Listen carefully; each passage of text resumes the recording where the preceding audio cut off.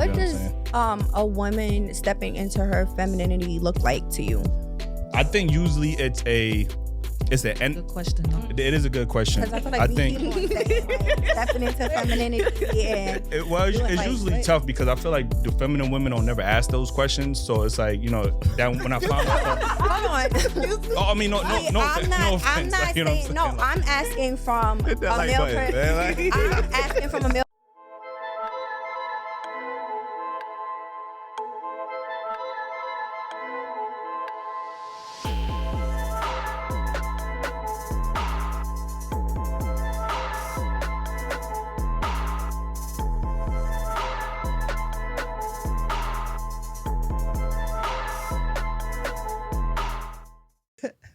All right, welcome back to another episode of Daily Wrap Up Crew. No book of, I go by the name of Eli. Make sure y'all follow me on IG, the real Y Eli.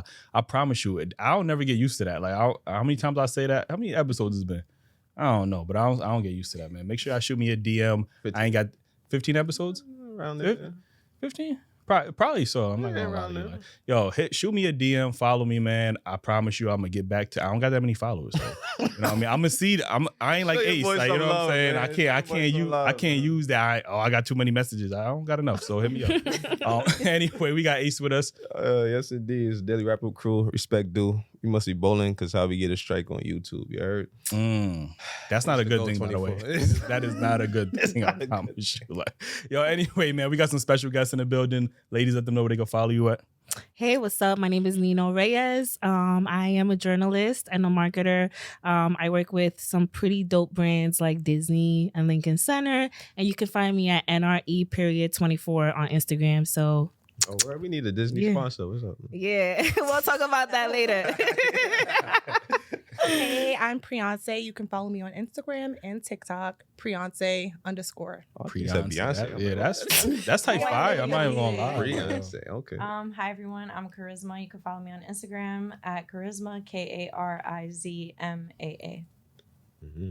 Hi everyone. I'm Vickiana. You can follow me on Instagram at Vickiana Celeste. First of all, I just want to let y'all know, Vicky, she's serious. She took off the glasses. Like, she's serious. Like, ready for war. Hey, everybody. It's Brianna Imani. I am also a journalist. I also work in development for film and TV. You can follow me on Instagram at Brianna with 1N Imani _. Beautiful. Listen, before we get into this episode, make sure you hit that like button. Subscribe if y'all not already subscribed. Join the membership, man. We got exclusive content behind there. Episodes early. I mean, there's like 4 or 5 episodes on there that's not even out to the public. So make sure y'all join the membership. Stay tuned for the Atlanta blog that we had. Like, we got some exclusive content behind there. Y'all might see people fight. I don't know what y'all gonna see, but make sure y'all join the membership, man. And cop the merch, man. Dailyrapupcrew.co. Listen to the podcast audio every Tuesday morning and the second YouTube channel, Ace. We still doing that? Mm-hmm. Oh, Daily Wrap Up Crew clips. Yeah. Okay, you better at saying that to me. That's why I was like, Anyway, let me get to this first topic, right? Are women generally looking for a husband or someone to sponsor them? What's your thoughts on this? Sheesh. I think for the two to exist in the same question is insane. Like a sponsor because it's kind of like, are women actively looking for sponsors when it comes to comparing to marriage? I don't know. I haven't seen that. I think what's happening, I'm noticing, is there's a lot more women having discussions about wanting to be a sugar baby, right? Mm-hmm. And being a sugar baby comes with, well, in women's heads, they think they're going to find a man that's just going to give them unlimited money with no access to them. And that's the lifestyle they genuinely want to live because you don't have the responsibility of having to cater to that man, or, maybe I have to entertain some companionship, but that's the extent of the relationship with them. Mm-hmm. Now, with a husband, there's much more responsibility, which is why sometimes when we even talk to women, some women might even say, I'd rather be a single mom than a wife because there's more responsibility that comes with being a wife than it is being a single mother, which is crazy to me. Mm-hmm. You know what I mean? So that's why I asked, like, do women really want a husband or do they just want somebody to provide a lifestyle for them? I feel like if men had the means to provide, this wouldn't be a topic. That's true. Wait to avoid the question. No, but I mean, No, I understand what you're saying. I think it also depends on what phase you are in your life. I don't think there's any woman who's actually ready to settle down who would say, I want to sponsor. You know, like if you're ready in that phase where you want to be married, it's not really about the money. I feel like when it comes to that, like you want a partner, someone like that you can have like a partnership that can provide for you. But I think the problem is men see providing for a woman when as even a wife as like some hard responsibility, when in reality a man should be able to be a provider if they're going to be with someone. You shouldn't even be looking to be married as a man if you cannot provide for the person that you are with. What do you consider providing? Providing, it's not just financially, like emotionally. Some men will get into situations or marriages with women when they haven't gone to therapy and they're not even emotionally stable to be in a situation like that. Like you need to be able to provide emotionally, physically, financially. Like it's not just finances. And that's what I feel like men really look to is, oh, I don't want to get married because I don't want to provide for a woman. But that it's not all about that. A woman can be 50-50 with you and you still can lack in providing other things. You know? So I think it's actually divided into two issues. I think one, women are fucking up too, because we're out here like, oh, we just want money. We're talking about it on social media. And now men are afraid. They're like, why would I want to commit? What are her intentions?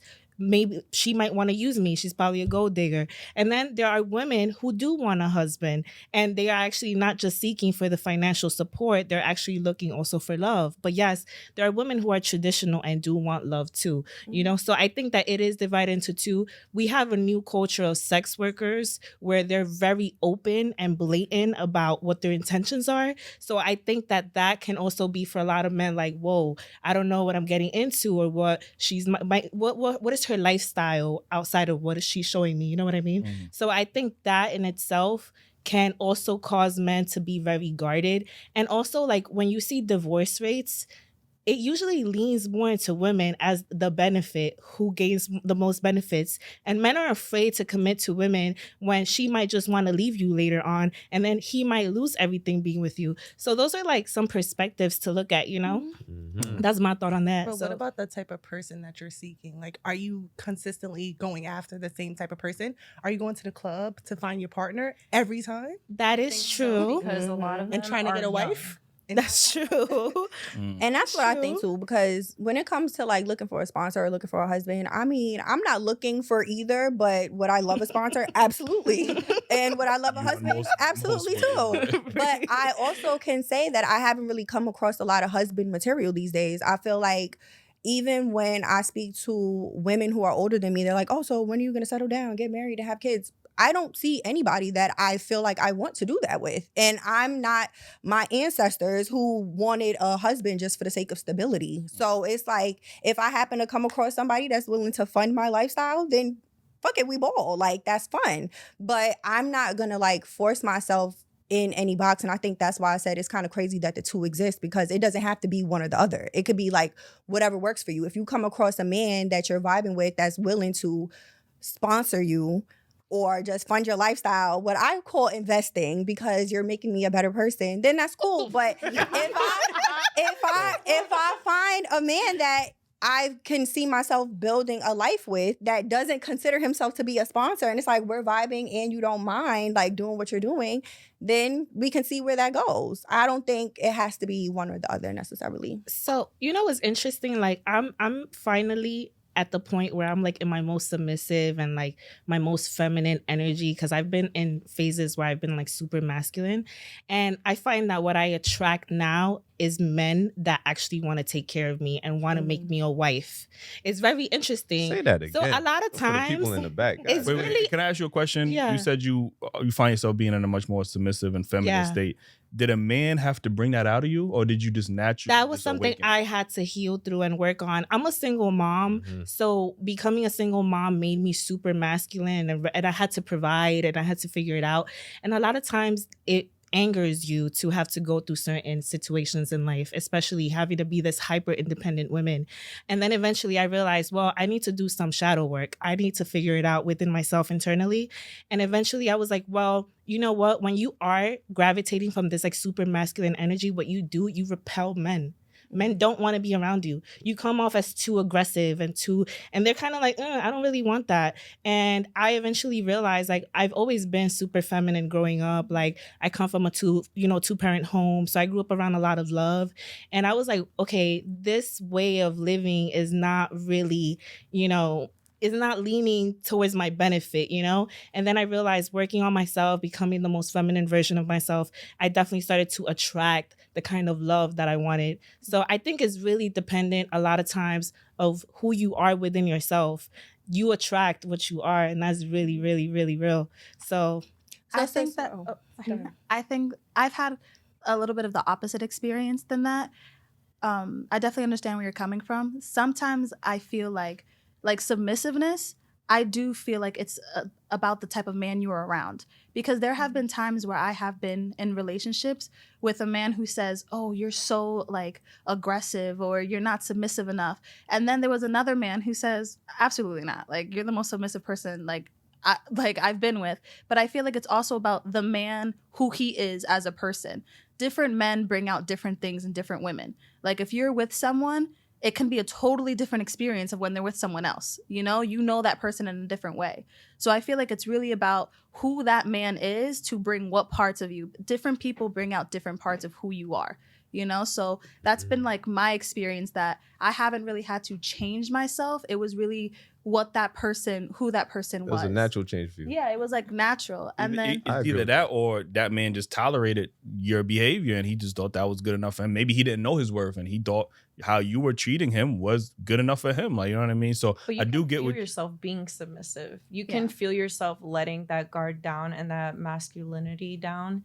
So I think that's where. So you felt like you were letting your guard down, or you just felt like you were the same person and he was just accepting of it? I felt like I was the same person sometimes, but it's was that the man, like different men are more dominating, or they feel like sometimes certain men feel more confident in how they are. So that portrays in the women that they're with.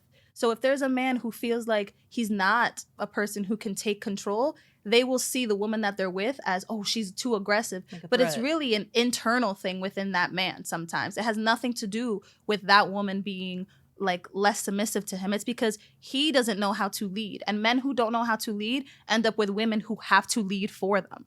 So yeah, I think that's a valid point to a degree. I do think that some women try to justify their poor behavior. I'm not saying you have poor behavior, but someone will try to justify them being like, oh, well, he just can't handle me. How many women have we had on this show who said they need a man that can handle them? Mm-hmm. That handle comes with a poor behavior, bad attitude. You just need somebody that's going to quote unquote handle you. A lot of men is not going to want to have to handle a woman or feel like they have to tolerate certain behavior because, oh, they're not alpha enough. Let me talk about myself, right? Mm-hmm. I'm to the point where, like, I'm 33 years old. I am not fighting no woman on her masculinity. Like, if you got to come with your femininity, like, you know what I mean? I'm not fighting. I'm not trying to tear down that wall. I don't care about the trauma that you have built up with the previous exes. Like, I need you to present as a feminine woman. Like, and I'm always be masculine. I can never come to you half stepping. Damn, I'm half masculine and half, like, I can't do that because most women, maybe you might, but most women wouldn't find that attractive. What does a woman stepping into her femininity look like to you? I think usually it's a good question though. It is a good question. Because I feel like we keep on saying like stepping into femininity and it's usually tough because I feel like the feminine women don't never ask those questions. So it's like, that when I found myself. Hold on. Oh, I mean, no offense. I'm not saying, I'm asking from a I'm asking from a male perspective because even when Nino was saying she stepped into her femininity and she was willing to be a lot more submissive, you were like, oh, say it again for the people in the back. And so it's like, okay, so for the people in the back, as a man, what does it look like how do you recognize when a woman is stepping into her femininity and being more submissive? Because what I may think of as me being a feminine woman and stepping into my femininity might not measure up to what you may think that looks like. So that's why I'm asking, not because I don't understand it. I think, well, for me, I think feminine energy is a woman that's nurturing, that has that natural nurturing energy. Like, you know what I mean? And I'm not just saying nurture me because I think sometimes when we hear that word, we think, oh, you're supposed to baby me or like, rub my head and I'm supposed to be sucking on your titty. I don't feel like that. Like, I feel like the energy that you bring to it's an investment.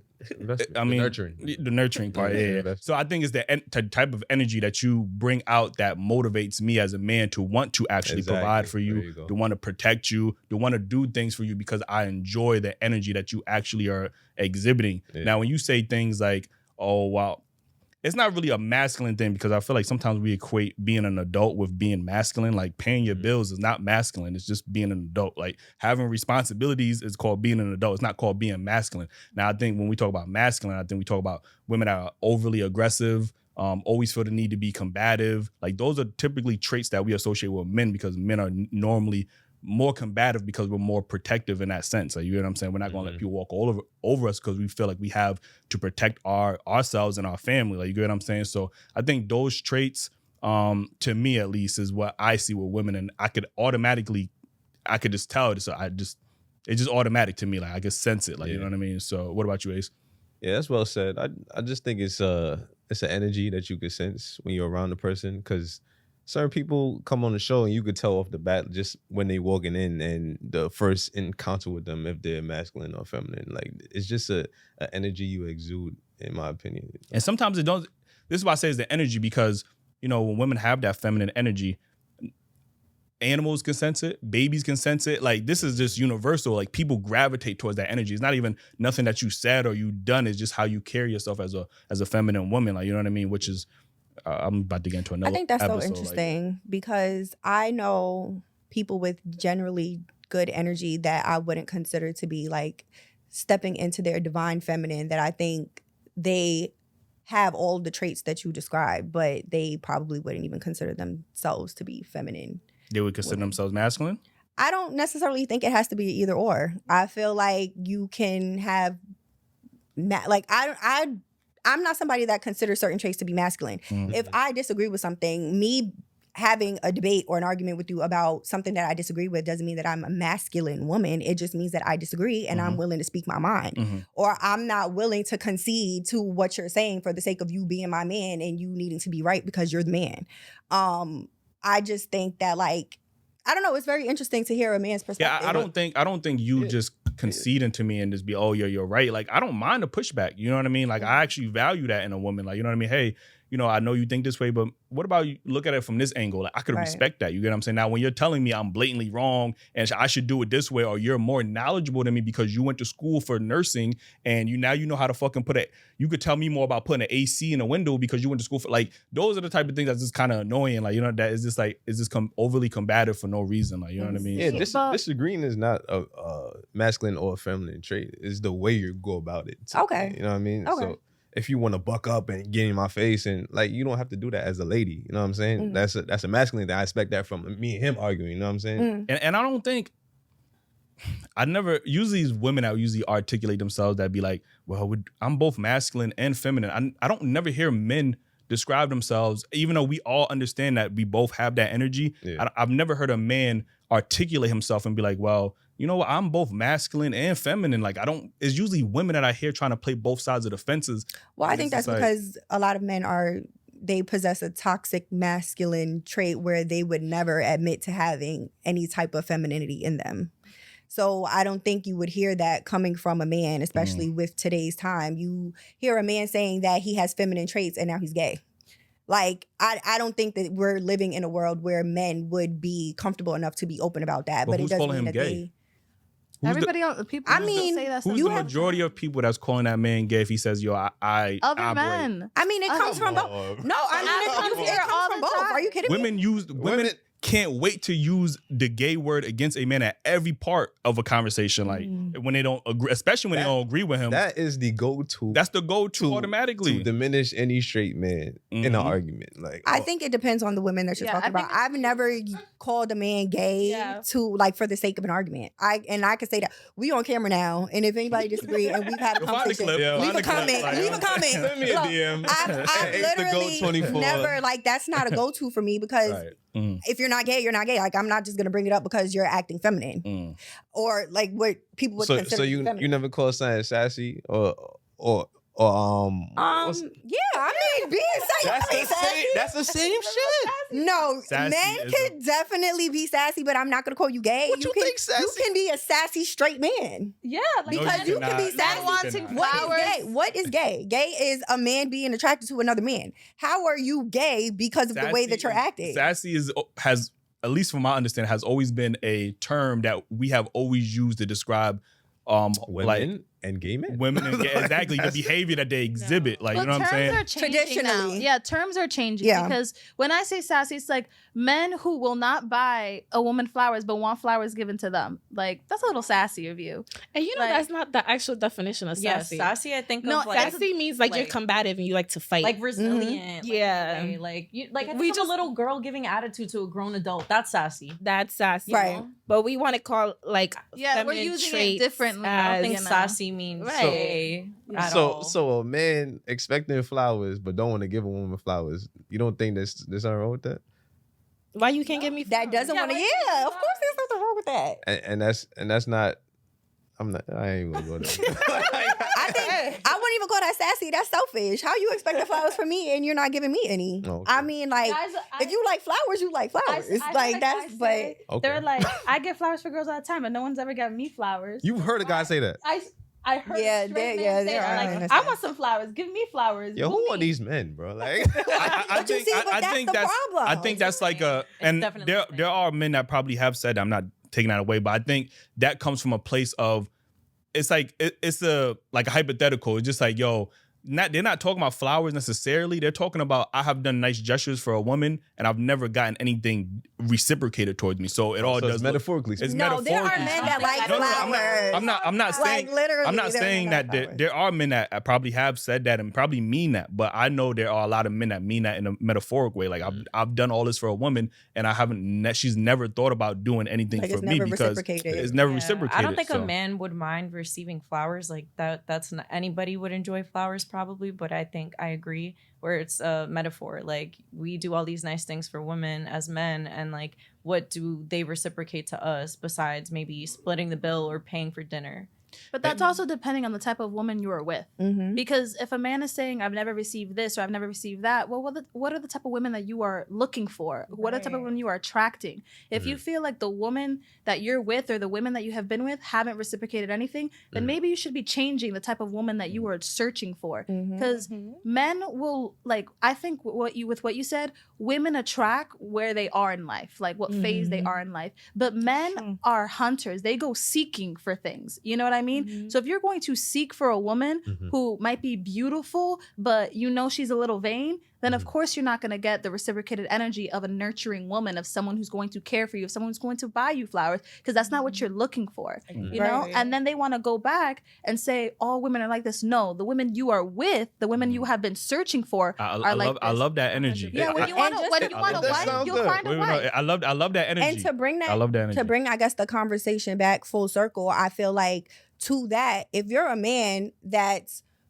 pursuing a woman that's looking for a sponsor, you can't expect to have a reciprocal relationship because that's not what she's looking for. So that's also like you knowing what type of situation that you're in. So if you are a woman that's looking for a sponsor and you're a man that's looking for a wife, those two are not going to exist in the same thing. So you're not going to get that reciprocated. Whereas if you have a woman that's looking for a husband, and you're doing husband things, she's going to reciprocate that because she sees a future with you and she's willing to invest in you as much as you're willing to invest in her. I want to I get back to definitely agree. what you said about, you know, you said if you're a man, if that's what you're attracting or that's what you're going after, you're looking for. I like to keep the same energy on this show. You know what I mean? So I do like what you said. And, you know, I just want everybody to keep that same energy. When we talk about men, when we get to the men bashing, I just want to keep that same energy. But let me get to this next topic, which kind of correlates. You know, I see a lot of conversation. And shout out to Scarface Mark. He got the whole softball era. He really going crazy on TikTok. I'm not even going. Jizzle. But he has this thing where he feels like a man being a provider, and in this aspect, we're talking about provider as far as like finances. Because let's be honest, when most women talk about a provider man, it's usually a man that could provide all of the bills. Like I understand there's other aspects, but usually when women talk, it's about finances. So he says that a man being a 100% provider in 2024 is a scam. Do you think that's true?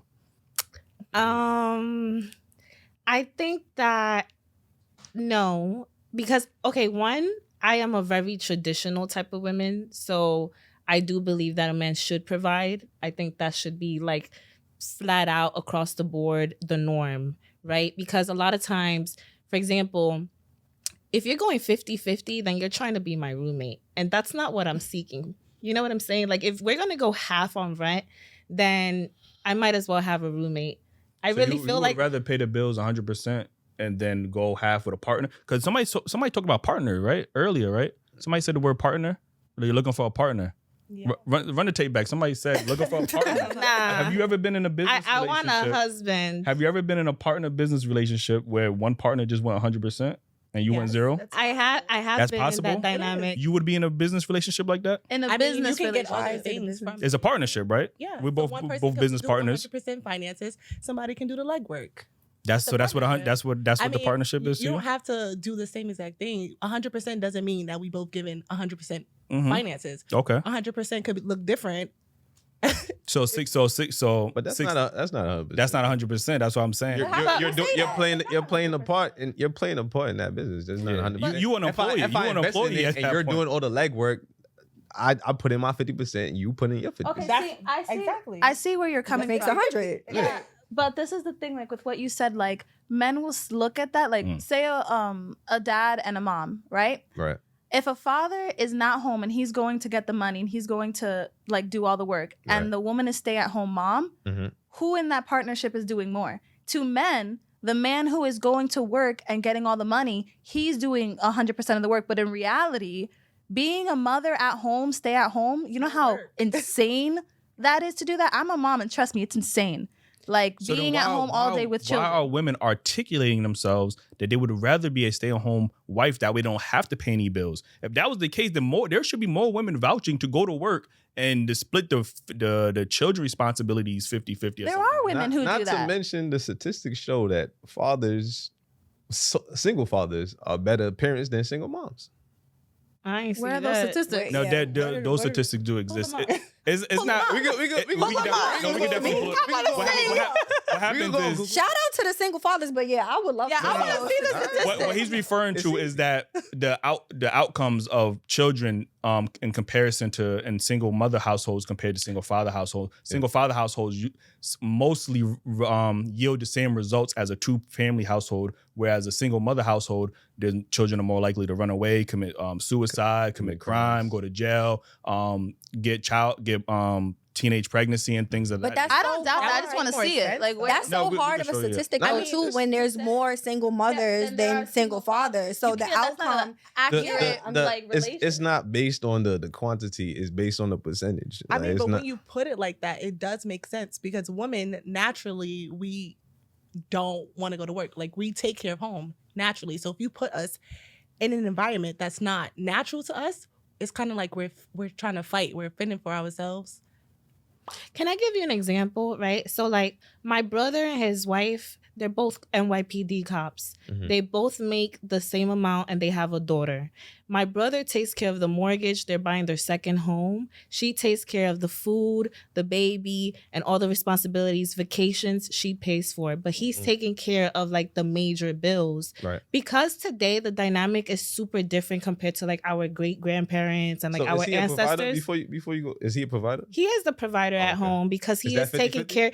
I think the provider is taking care of the home first before like that major bill of your home. Is that like 50-50?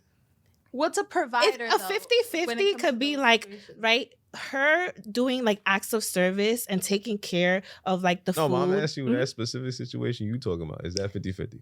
I would say it is Okay. because it is a partnership. She's still taking care of certain responsibilities. So, You know- but mhm. would you be okay in that relationship? I would be okay with that as long Okay, as but you my just partner's compared 50-50 to having a roommate. Oh, well, when I was saying that was Financially. half the rent and half the mortgage or half that type of bill. Okay. I don't want to do that with my man. My man needs to take care of the home we come home to and our children come home to. And if God forbid I died, you should be able to take care of a home at least. You know what I'm saying? That's the minimal. So to me, like that is an expectation. But why I is feel. that implying that he couldn't do that? Just because y'all going 50-50. Maybe he's Mhm. using that 50 to, take care of the house and the other 50 he's investing for y'all future. That would be a conversation. That's a different thing.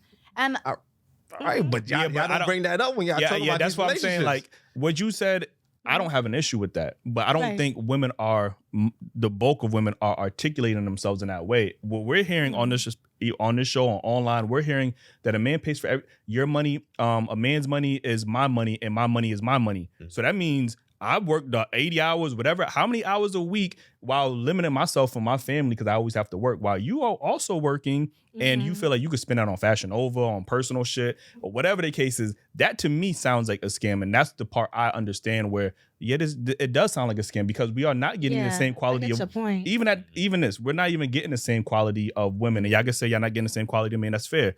But we're not getting the same quality because a lot of women are complaining about they don't want to cook. Some women don't even know how to cook. We're not getting unlimited sex like we was promised before we got married. Like now sex is a chore. You get what I'm saying? Yeah. Like, so, you know, even you, I had a long day at work. No, like now you have an attitude. Like, so we're not getting the same quality of women, but we still have to provide like we were our grandfathers. And I think that's where men are having an issue. Like, you know what I mean?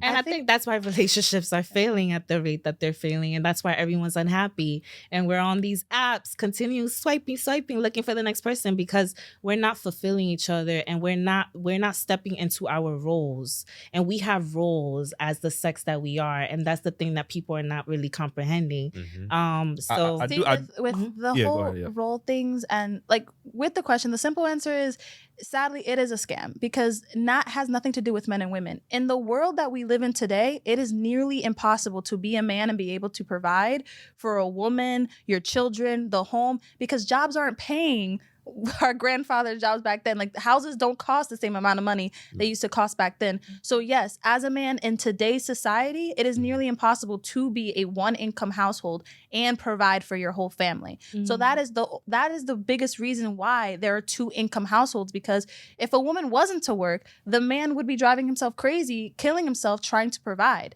Not that he shouldn't, but it would be extremely hard. So that's why you have to be a two-parent household sometimes. Like women don't have the choice because it's either see your man struggle and kill himself over a job trying to provide for you or step up and do 50-50. So, and then with the whole roles thing, I think I'm very traditional as well. I would have said before, like, yes, like I want to be at home. I want to be a homemaker. I want to be a wife and stay at home and cook and clean. Like that would have been my traditional thing.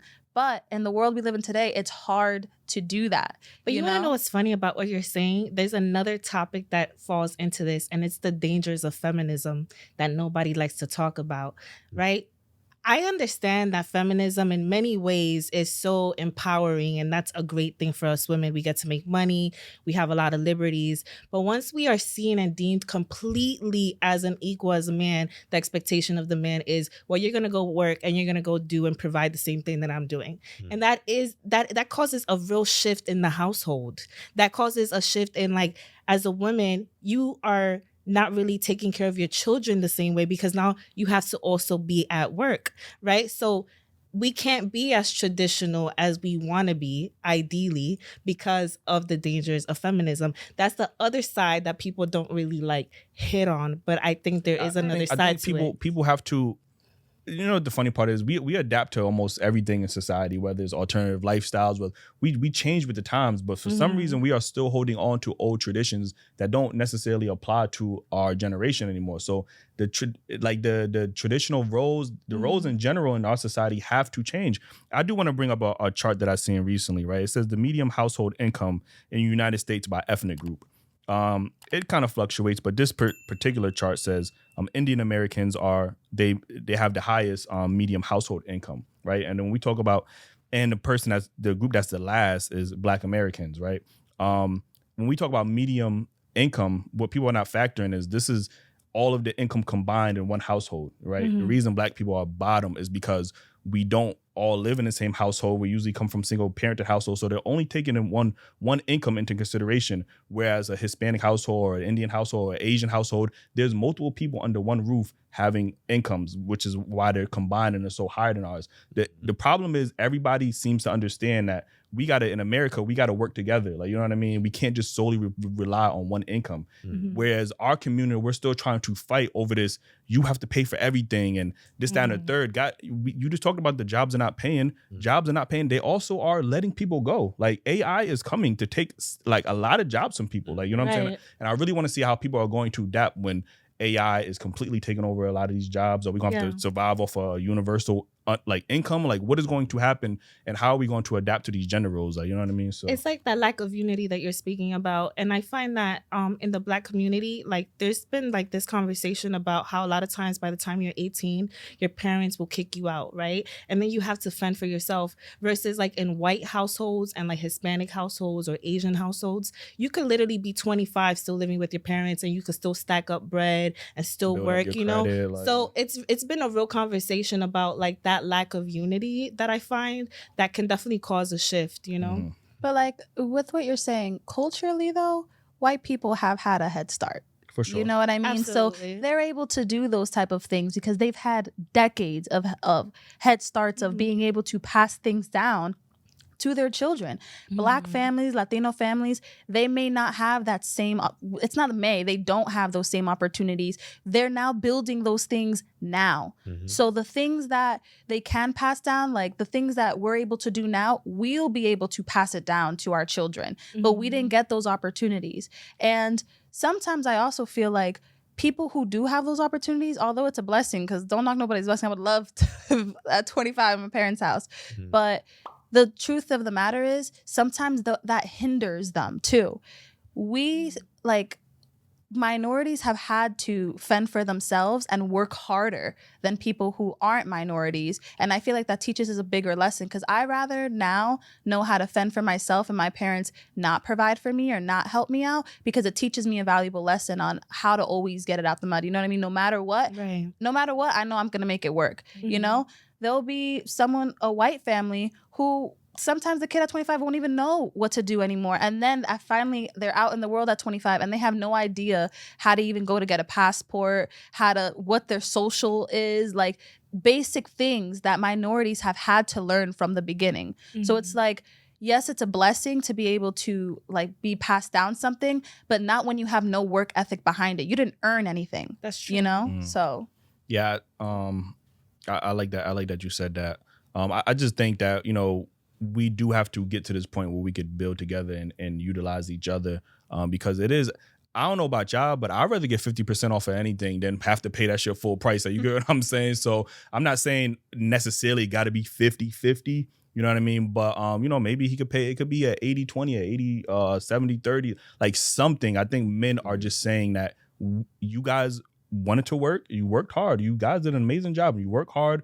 Y'all brag about even how y'all out-earn men. Like, some women out-earn men. Y'all bragging about that so much. So now it's like, okay, well, let's work towards this family. Like, it's not you spending your money on me. It's you investing into us, just like I'm doing into you, or whatever the case is. Like, you know what I mean? So yeah, and I think a lot of men are looking towards the future.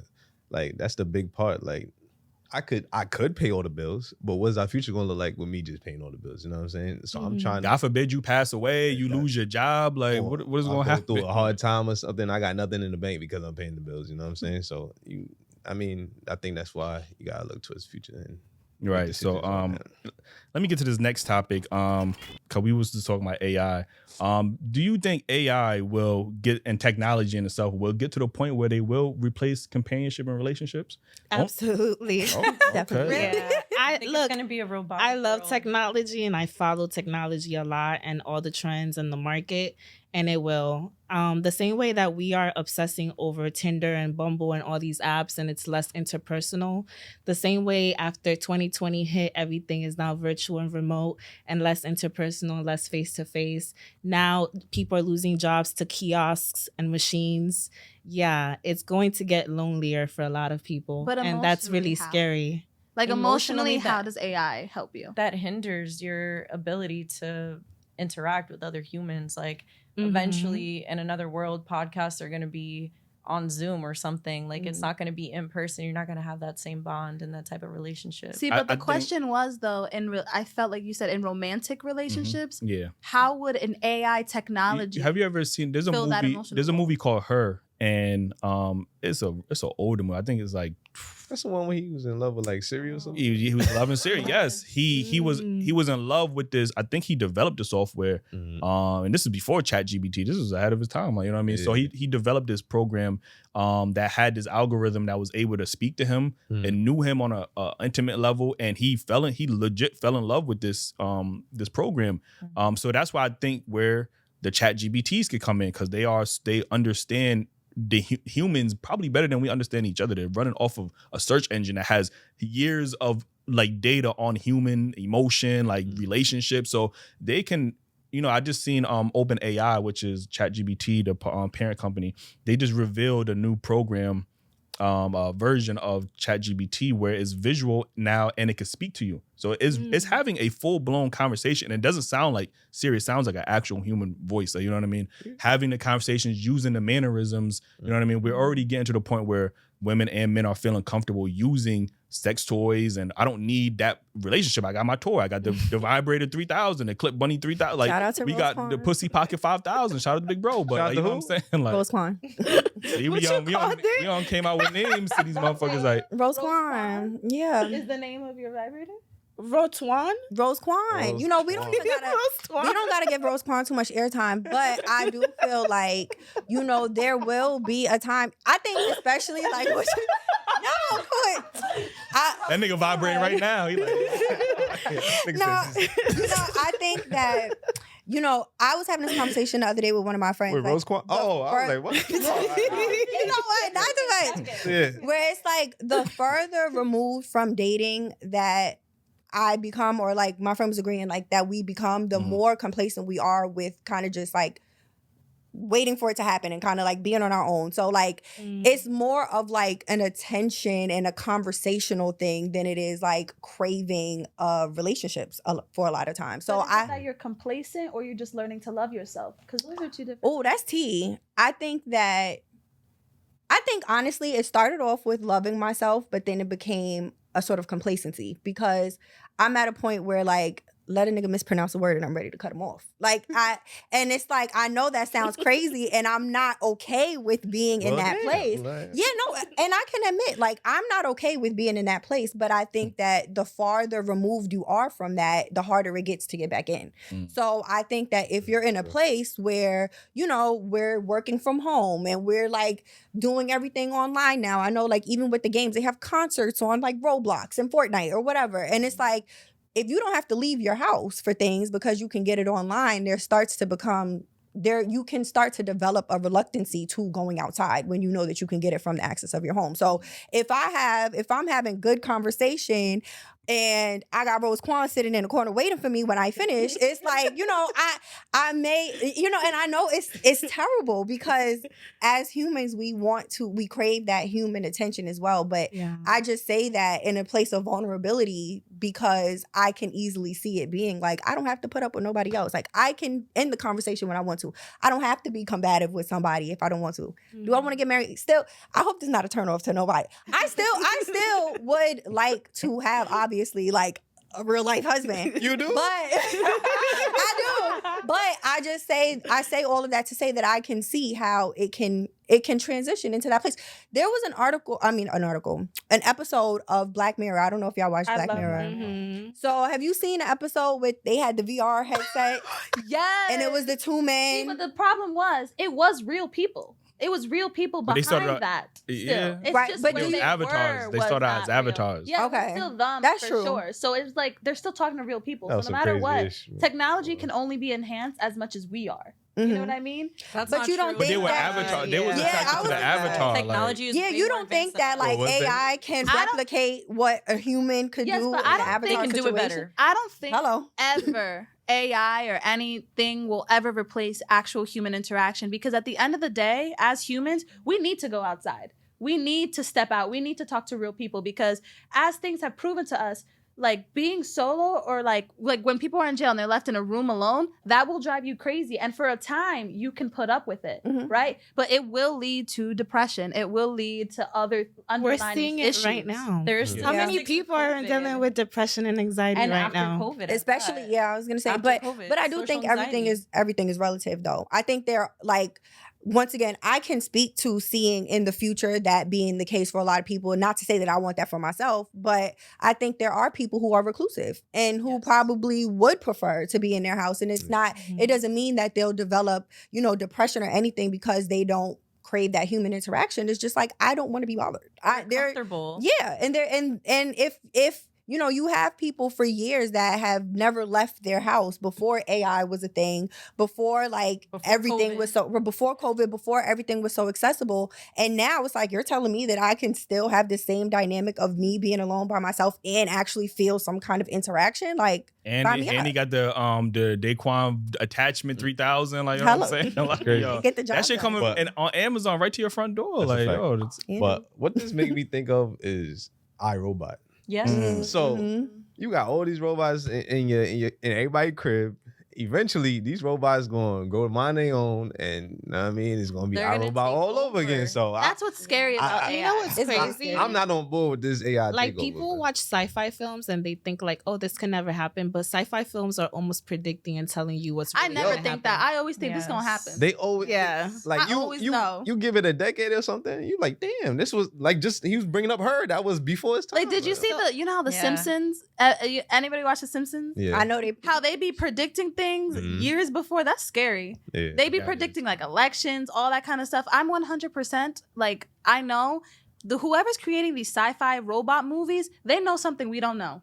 Because that kind of technology is more advanced. That kind of stuff can't just come out of your mind and like not exist. They know. I feel like people who are writing these movies, they know something about technology that is above our time that we have just not figured out yet, or just hasn't been released to the public yet. So there's this podcast called The Diary of a CEO. And he interviewed the former, I believe he was like the head of either Google or Microsoft. And he was also a part of the evolution of AI. And he was coming on this podcast to literally warn the world that eventually AI and technology is going to be so powerful that we're not going to be able to stop it. And we're going to see this happen in the next 5 to 10 years. There's also 5 to 10 years. It's happening very quick. It's going to happen so drastically. And the pandemic was a part of that strategy to lead to that.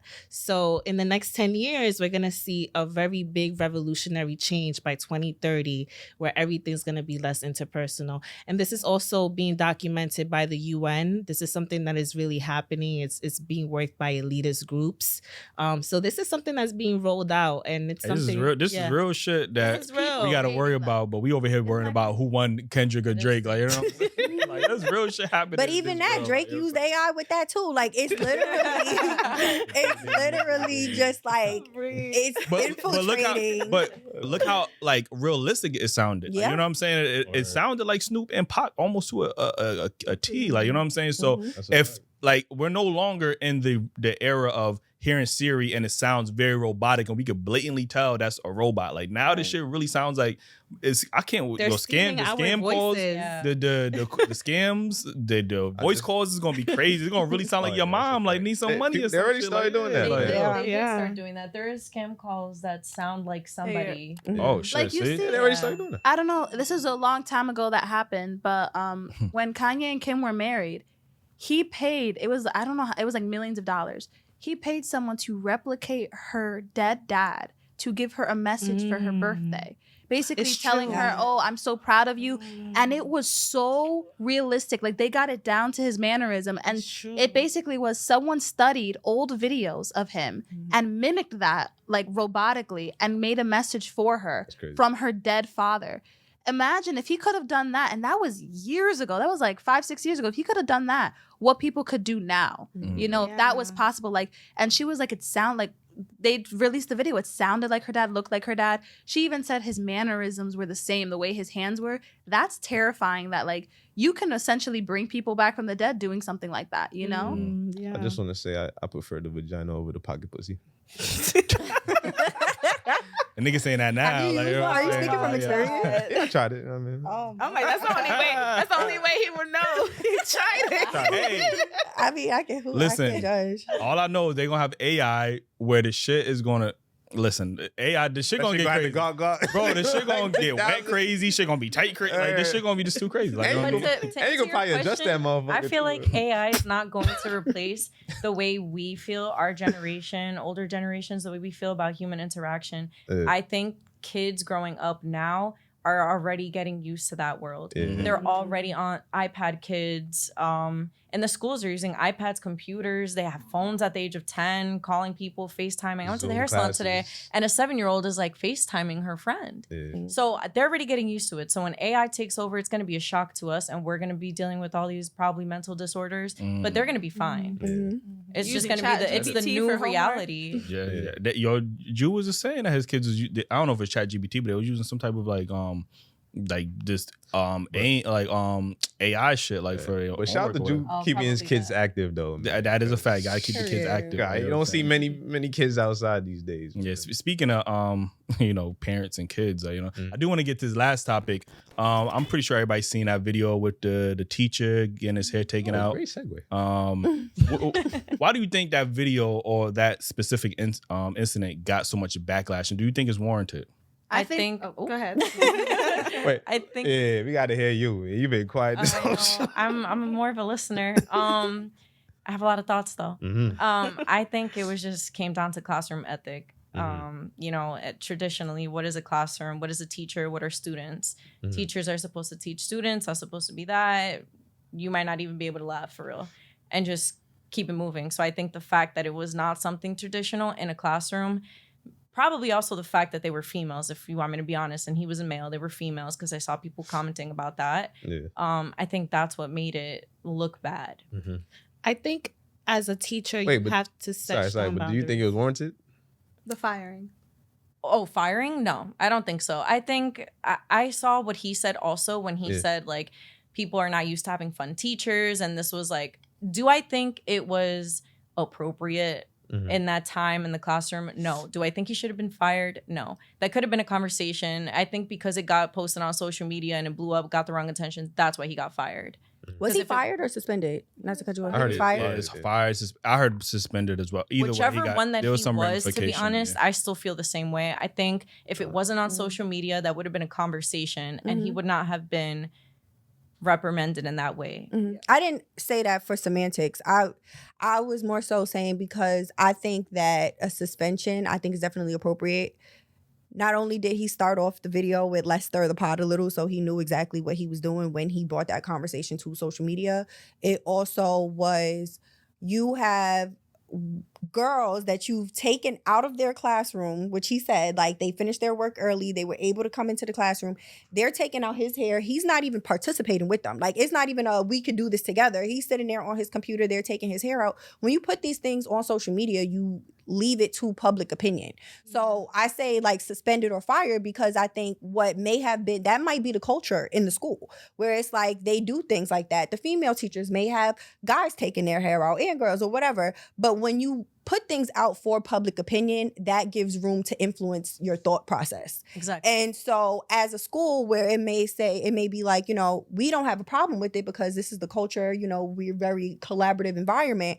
It's like, okay, well, now we're seeing what the reaction is. So now we have to react too. So it doesn't look like we're just like sitting back and doing nothing, Exactly. So I think for him to get fired, it's a bit much. I don't think it was that was necessary. I also don't know him enough to say, what kind of man he is. But I think to put something out there with the intention of sparking a conversation, knowing that people are going to be very opinionated when they see young girls interacting with a grown man in a situation like that, you can't get mad at what the repercussions are. I think he had to be prepared for the potential outcomes, right? Yeah. There's plenty of things that could have happened. He could have walked away with nothing more than, like, don't do that again. Verbal. Mm-hmm. Right, verbal. I But think those are the dangers of technology. Like Yes. we just don't, teachers now want to film their students. That's unethical completely. Like you shouldn't be filming your kids at all. I think that as a teacher, you have to set strong boundaries. Like I used to teach. The most you get out of me is a hug and away, we were talking earlier privately, right, about how today people are being accused so easily of and sexual assault. So that means as a teacher, you should be protecting yourself too, that you shouldn't be allowing students to put their hands on you because it can be perceived another way, even if that wasn't your intention. And that's exactly what happened. So I think one, posting on social media, you fucked up. Two, they shouldn't be putting their hands on you at any capacity, unless it's like a nice, friendly hug, because teachers do that sometimes. You might come into class, hey, Mr. Jones, you're cool, whatever, hug, whatever, cool. We keep it pushing. But now you're in my hair. Yeah. I think that's a little different. It's intimate. And not to play like devil's advocate, but the biggest issue I feel like people had with what they were defending him is, what is a teacher's role now in society? And this is the problem. There will be parents who will be upset that something like that happens, but then it'll be those same parents who expect the teacher to drive their children home when they can't pick their kid up from school at a certain time. There was a teacher who recently said about like all the teacher backlashes. There was another thing about a white teacher putting up the hair of a black little girl so she could play, right? There was a whole discussion about that, and he got fired as well. The issue is, parents expect teachers to do the most sometimes and expect a lot from them. This teacher goes, since we're firing teacher for unethical things of what a teacher should do, then y'all can come to the gym and pick up your kids at 3:45 on the dot. There's no reason I should be driving your child home miles away when gas is $3.14. And I'm like, that's true, because there's a lot of teachers nowadays playing the role of teacher, parent, provider, guardian, that's what driver, always were, bus though. Driver. Yeah, it's always been. Now it's like people have a problem. They were always were, and then now, we got set boundaries. You can't I can't even look at you, you can't have both. I mean, exactly. The driving thing is a little excessive, because I don't even think that's allowed in majority of schools based on contracts. Let me ask this question. But there are teachers doing it. If that was a gay male and women, the girls were taking his hair out, would we have the same conversation? I think so. Yeah, it would still have. I don't think so. It still would have been, because how would we have known that he was gay? In the video, like that's the thing. How would we have within known? this whole aftermath? Obviously, the people going the internet going to internet, right? So they brung up a compilation of white teachers getting their hair braided by black students, other students doing this to white male teachers. There's a compilation. You can go on TikTok and look at a whole compilation. This has been happening. And I'm not saying it's wrong or right, but this man, from my understanding, he seems to be a teacher that the kids respect. He recorded it in a way. He explained what he was doing. I'm not saying it's wrong or right, but he explained what he was doing. He recorded it. That way, y'all can't say, if he didn't record it, y'all can't assume that, well, we don't know what he was doing. He recorded it for his own safety, and that could have been a detriment to him. He had his hands to himself. He wasn't looking at them any type of way. Sometimes we want, men we don't have enough black male teachers in the school system at all now. Now when we have one who seems to be a good teacher that the kids can relate to. I've seen people saying, oh, well, why is he using bestie? Like he's meeting the kids where they're at. Like he is younger. So of course he's going to use terminology that they can relate to. Yeah. So I think sometimes we have to allow men to have that positive, be that positive role model in, these young girls or young boys' lives without always going to the extreme and saying it's sexual or we're trying to villainize him. Like I seen people celebrating that this man got fired. Like, you know what I mean? Yeah. I agree with what you're saying, but I also think that there's a conversation to be had about what it does when the girls move on. They're in middle school now. So he may have had completely innocent intentions with them taking out his hair. But that doesn't mean that when they go to high school and they have a teacher who's actually a pervert, when he's like, oh yeah, come take out my hair, and he's trying to sneak glances and everything, it doesn't mean that they're like, that's appropriate situation, because they may be like, oh, well, my teacher at so-and-so school said it was fine. Like I did it for him. You could say that in any situation. He could have been tutoring after school, and they go tutor with the teacher in high school, and that guy had in any situation. But in a tutoring situation, you are going one-on-one in the classroom. You could say that's an intimate situation too. It's a one-on-one situation. No other students is there. But I mean, it's appropriate. It's appropriate though. So that don't mean it can't still not be an intimate situation. It doesn't. But if you're in school getting tutored, you should be getting tutored in school. Mm-hmm. You don't go to school to get your hair taken out. So it's a different, not to cut you off, but it's a different dynamic where it's like, my friend was also telling me, she's a teacher, and she was telling me about there was this little girl that had to use the bathroom in her school. And when she had to use the bathroom, there was a janitor in there. And basically one of the teachers was telling her that she should still let the girl use the bathroom while the janitor was in there because he wasn't going to do anything to her. What? She was like, yeah. And she was like, I'm here. Like, he's not going to do anything to her. She could still use the bathroom. Like, he's fine. Just let her go in and out. And she's like, what are you talking about? That's a grown-ass man. Why would I let her go in the bathroom with a grown-ass man? And it's like, what you may think, he's completely innocent and he may not do anything to that little girl, and that may be very well and true, but that doesn't mean that the next time she goes in the bathroom and she sees a man in there that she's not going to think it's okay because she did it the last time. So that's what I'm saying. Like, you may have a man who is completely innocent in his actions, and it's like, yeah, you could take my hair out, you look at me as a big brother, you look at me as a father figure, cool, but it creates a level of comfortability for you to navigate other situations doing the same thing because the grace that you were shown in that can be applied situation. to any situation. Yeah, but when it comes to children, you have to be overprotective of children because they're sponges. They're learning everything. I think the difference is because this could happen at home with your parents as well. But the difference is your parents are going to tell you like, oh, I'm the only one that's supposed to be doing that with you. You know what I'm saying? But I think the point that's getting overlooked in this whole situation is he's motivating these kids. They finished their work early just so they could go chill with him. So whatever he's doing is working. They're going to say that's a red flag. Why do you want to chill with him? You know what I'm saying? It got teachers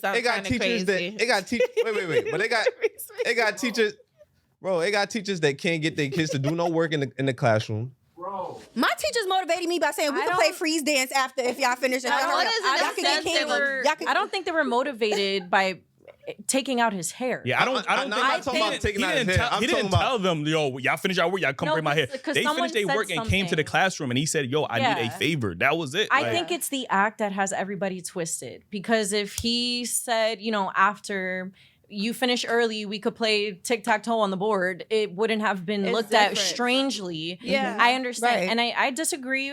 I mean, I agree, taking out his hair was not appropriate. The ethics are wrong. I agree with that. 100%. There's no classroom ethic for sure. But my opinion is that he shouldn't have been suspended or fired. Do I think that there should have been a conversation? Mm-hmm. Absolutely. You need to know that you shouldn't be posting that on social media. You shouldn't have had them doing that to your hair. He had the signatures of all the parents of these children. It's not about having the signatures. No, though. like putting it up on TikTok or wherever he put it. Like, this is shouldn't be posting kids taking out your hair. But he knew what he was doing. Media. Like I said, he started the video off, let's stir the pot. Anytime you put something on social media, it's already on a platform where everybody gets to have an opinion. Now, how other people react is not in your control. People gonna have an opinion on. He might have posted to every action. There is a direct reaction. Groomers. Yeah, but now and this is clock it. Grooming the kids and fucking them. Clock it. Those be the niggas that be saying all the cool shit. Clock it. Come on to the show. Yo, that's a fact though. Absolutely. Yeah, but now we get into the point where we villainize all men based off of the actions of a few, bro. Like, you know what I'm saying? Like, it's not about villainizing. It's nothing about villainizing him. It is about because if he was a gay male, we would not have that's not true. This was an intimate situation. What I would say is this. No, that's the thing. This was an intimate situation. I do not want my child touching any grown adult's hair that they're not related to, that at home. Like, that's weird. It has nothing to do with him being gay, straight. That's weird. Why are you in the head of a grown man? Why are you touching a grown man? There's compilation. I'm not saying it's wrong or right, but we have to reevaluate everything. We got to stop sexualizing everything because of trauma. And just like how everybody became a boundaries and an ethic and professionalism, when teachers have been yelling for the last couple of years, your children are unteachable, they have poor behavior, they're on top of tables twerking, none of y'all are attending none of y'all are attending parent-teacher associations. Y'all don't know the relationships of these. Y'all don't even know who these teachers are. Y'all don't know the teachers that y'all kids are. You don't know who they are. Nobody's involved in their students' lives, but when teachers have been saying for years, like nobody. Where's all the uproar when your kids are coming to school with their pants down, being disrespectful, fighting teachers? Where's the same energy? There's not that same energy. That's all I'm saying. Keep that same energy across the board. But they are a child, and that is a grown adult. That doesn't mean it's acceptable. I think it's not acceptable, but he's a grown man, and those are children. I understand what you're saying. Parents need to take care of their children and reprimand them for what they're doing in school. Absolutely. Their behavior is unacceptable. But at the end of the day, a child is going to do what a child does. A grown man who knows right from wrong is Twerking different. on the table is not. Children are immature though. That's the thing. Children are immature. Parents, we need y'all to be more vocal. And what y'all are vocal about? Some innocent man who doesn't have a reputation for harming do you kids. know him? But also from harming kids. Also, and not for nothing. So then now we're thinking the worst possible scenario, these kids that are villainizing twerking men, on bro. tables, these kids that are fighting in school, they're also getting suspended. They are getting reprimanded. It's not just a video that gets posted up like. It's all over social media. Other parents are talking shit about them too. Twerking and they're going to class the next day like nothing. Like no, that's so embarrassing. when we have trouble. That's I'm just saying keep the same energy. Why are we not having enough conversations about female teachers sexually assaulting male teachers? Nobody's talking about that. I've seen conversations, but I would say that a lot of those conversations are being led by women because unfortunately men think that shit is cool. You see a woman that has been sexually assaulting a young boy in school, and you have people reposting it like, where were teachers like this when I was in school?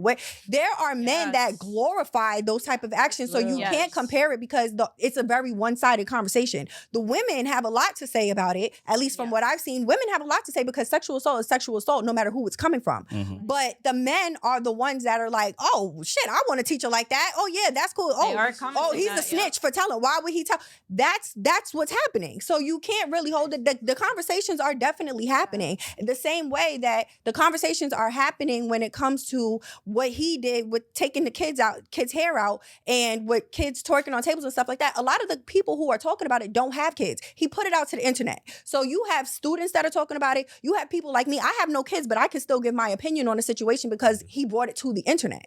Whereas I'm not aware of kids twerking on tables and stuff like that unless I see it. And if I see it, then it's subject to a conversation. But teachers aren't really recording them doing that the same way that he recorded it and put it up for us to see. My thing is, if the parents didn't have a problem with it, the school didn't have a problem with it, then these opinions of everybody on the social media, it shouldn't affect what they do. If that works for their school and there's no problem, you should stick by your teacher. But if nobody calls it out, then who's going to have the conversation? But the thing was never not to have a conversation. The thing was he didn't need to get fired. He didn't need to get suspended. There should absolutely have been a conversation. It shouldn't have been like, oh, carry on. What you did wasn't wrong. Right. Yes, it was wrong. Yes, we need to talk about it. But you didn't need to get suspended because, then that opens up the can of worms of, oh, well, that teacher did it. That compilation came out and that teacher didn't get suspended in that school district. But you know what else I just thought about? Maybe if he did get suspended, maybe it also was because, once again, the internet can influence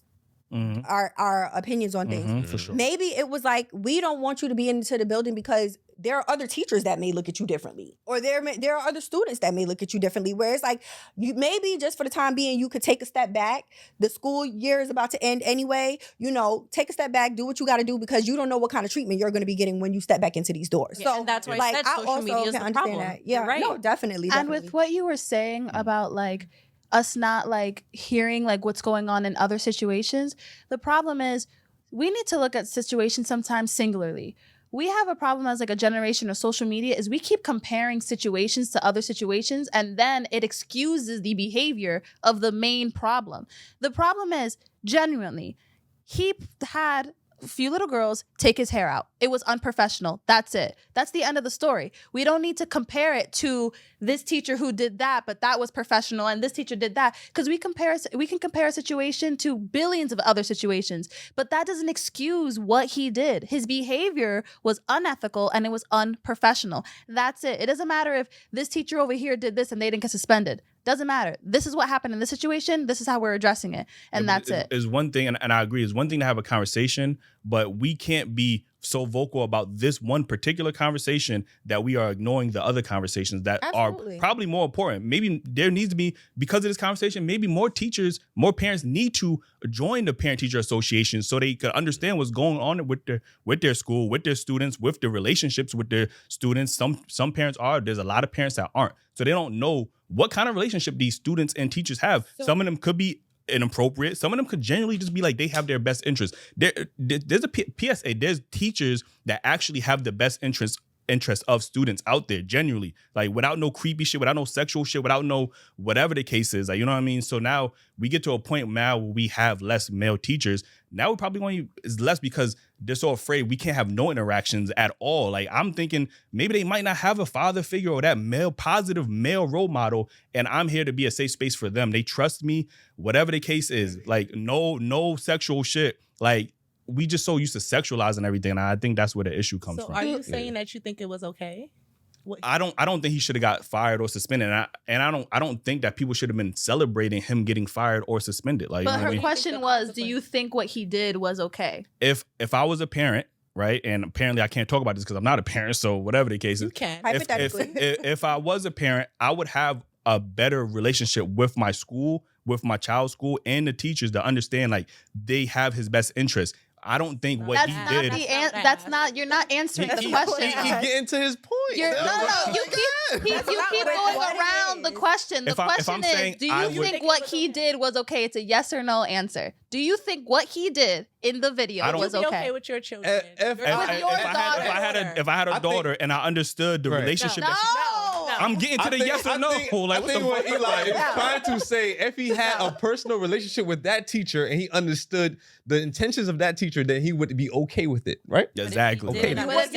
So if I had that relationship with that teacher, yes. But from the outside looking in, all you see is a grown ass man with little girls, and that looks bad. And he said himself, the parents didn't have an issue with it. Exactly. The students didn't have. They understand the type of teacher he is. Exactly. And I get, yes, we could think of the worst possible.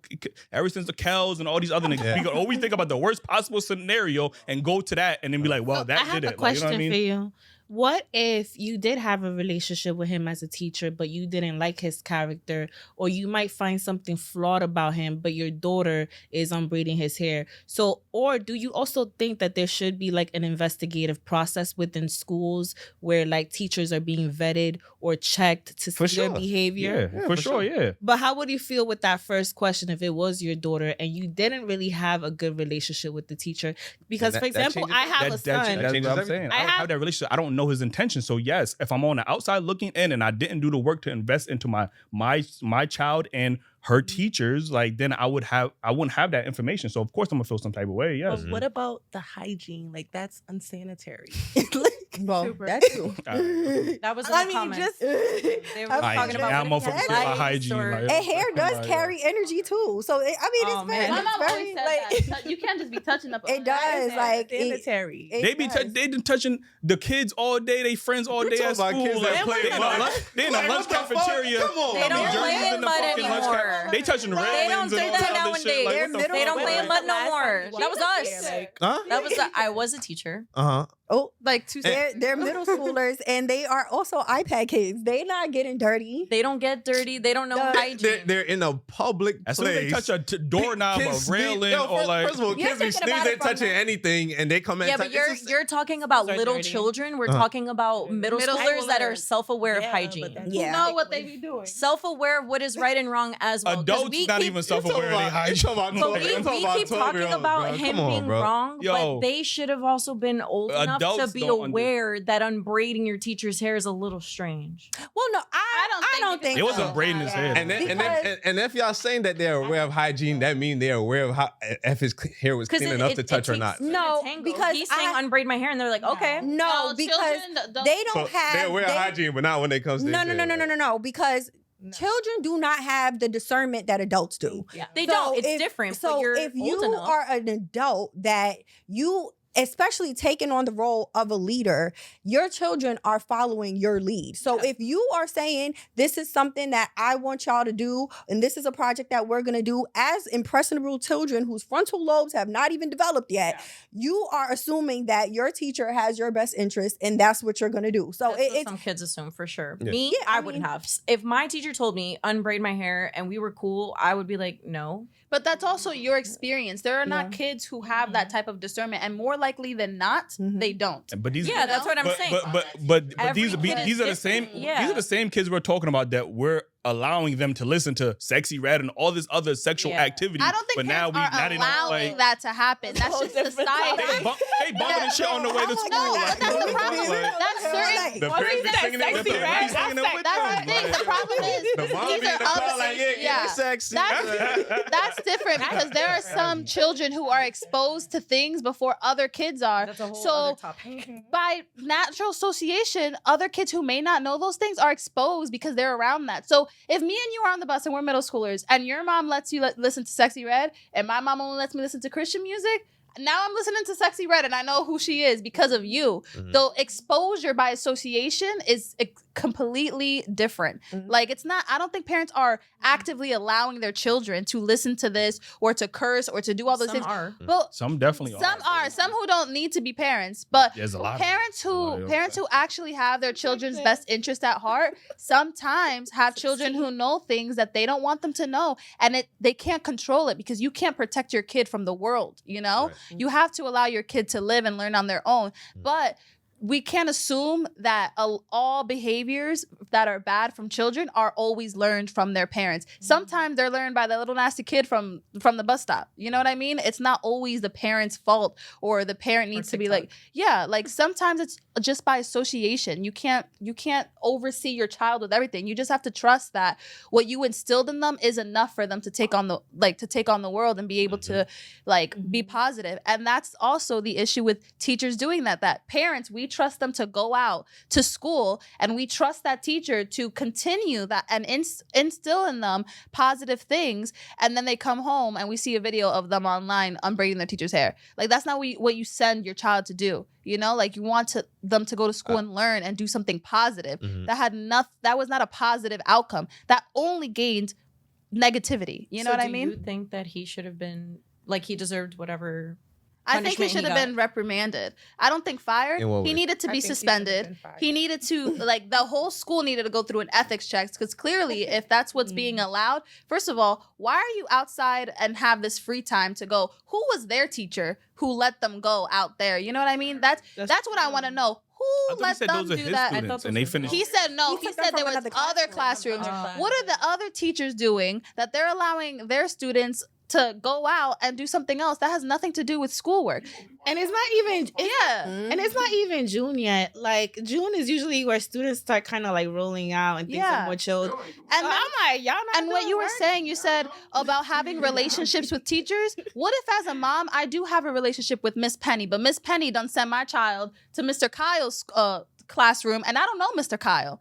So now, as a parent who is a part of the PTA and who is a part of knowing their teacher and who goes to every parent-teacher conference, I haven't met Mr. Kyle because my child is not in Mr. Kyle's classroom. So why do I need to have an intimate relationship with him when Miss Penny is her teacher or his teacher? You know? And on top of that, I sent my child to Miss Penny's class, and now my child is in a video that's floating around for millions of people to see and comment on. So now I'm gonna have a conversation with Miss Penny because why aren't you watching my child? Why did you let my child go to another classroom? These are all hypotheticals because all the parents was okay with it until it hit the internet. That's what I'm saying. I think the social media aspect is what has everybody Did the parents in say that, though? shambles. Right. That's what he said. Just like how that's what Josh said. He said that the parents liked his content and they were okay with him posting videos. But they didn't necessarily agree to having them taking his hair out. That's what the parents. Right. That's what the parents said. Well, that's what he said in his video. He said that the parents wasn't necessarily agree. They weren't aware of the type of content he was making. No. They had seen his content prior but they didn't know of this specific video. Because the video of them taking his hair out was initially on live. He was on live while they were taking his hair out. And then he took a recording of the live and posted it to his page to have the conversation about it. So it was happening in real time. So look, I don't know. It is actually quite illegal to film students. That's why parents have to sign a consent form. Just like we had a waiver that we had to sign to be here today, they have to do the same thing. So that's already an issue in itself. I don't think teachers should be recording and the any content child. is specified in those contracts. It doesn't say TikTok videos. It says for school pictures or the yearbook. Right. It's very specific what these forms say. Yeah. You don't know what's on his phone. Now everybody know the fucking school textbooks and shit. Like now they got the manual on they fucking When you phone go to and shit. school, Like, all those like, things say the same thing. It's for school uses. The guidance for school uses. What he was doing was personal use. That has completely different. So they didn't sign away a waiver to be on his personal TikTok. They signed a waiver for it to be for the school. You know, so. Those are totally different things. I don't think he should have been comfortable enough to be posting TikToks of his students. Exactly. Like, regardless. When you're at work to work. So the fact that you even intertwine the two is crazy. So how y'all feel about them candy salad videos that's What? like going around on TikTok? Oh, yeah. The what? Candy, what? There's like a trend right now on TikTok where like they have students and they're like, my name is Johnny and I bought Sour Patch Kids. And then they put it, I have seen that. and like that's like a very innocent type of video. So like how do y'all feel about that? Because the teachers are in the video, the students are in the video saying their names. Some of them Well, have school. Wait, hold on real quick. I feel like it. we gotta get the fuck up out of here. Oh, So, you know, sorry. Okay. My bad. Yo, anyway, man, we appreciate having y'all on the show. Let them know where they can follow you again. Yeah, my name is Nino Reyes. Follow me at NRE.24, NRE.24. Priance, you can follow me at Priance_. Charisma, you can follow me at KARIZMAA. Vickiana, you can follow me at Vickiana Celeste. And Brianna, you can follow me at Brianna Imani _. Listen, man. Shit, we don't have a hell of a conversation, man. Hit that like button, man. If y'all agree, if I was wilding, let me know if I was wilding in the comments. Join the membership. I mean, we about we about to talk to Drew right now. Right. Listen, man. Join the appreciate membership. y'all, man. We out. Cop the merch. Cop the merch. Yo. That was a good convo. I'm hot as heck. Why, He's y'all like- guys, like, y'all did that for conversation purpose? Or like, that's I was just thinking that too. I generally ain't see nothing wrong with what you did, bro. Nah. definitely didn't. I worked in the after school You with should have middle been school fired. kids, and and I understand Even if you work in the school, can you hug a kid? I mean, You have to only give them the the side side hug. of you. The side hug, yeah. All right, so there's rules on that. Where the fuck is the rules on you digging in some grown ass man's head? every action. I